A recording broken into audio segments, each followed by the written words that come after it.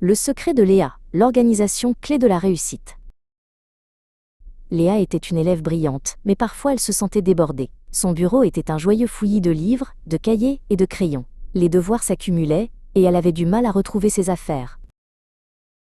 À l'école, ce n'était pas mieux. Elle oubliait souvent son matériel, arrivait en retard à cause de recherches interminables, et ses notes commençaient à en pâtir. « Oh non, j'ai encore oublié ma règle !» soupirait-elle.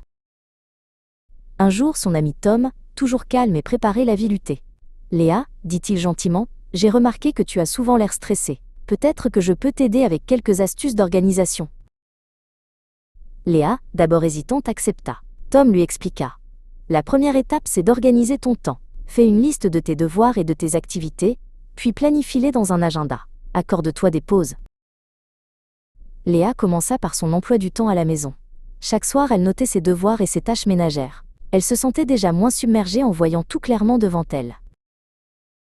Ensuite, Tom lui parla de l'organisation de l'espace de travail. « Un bureau propre et rangé aide ton esprit à se concentrer, » lui dit-il. « Chaque chose a sa place, et une place pour chaque chose. » Léa se mit au travail.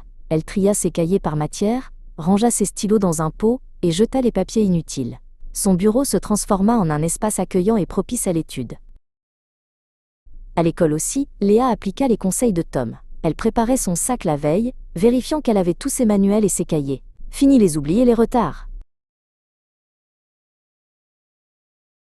Petit à petit, Léa remarqua un grand changement. Elle avait plus de temps pour ses loisirs, ses notes s'amélioraient, et elle se sentait moins stressée. L'organisation était devenue sa meilleure amie.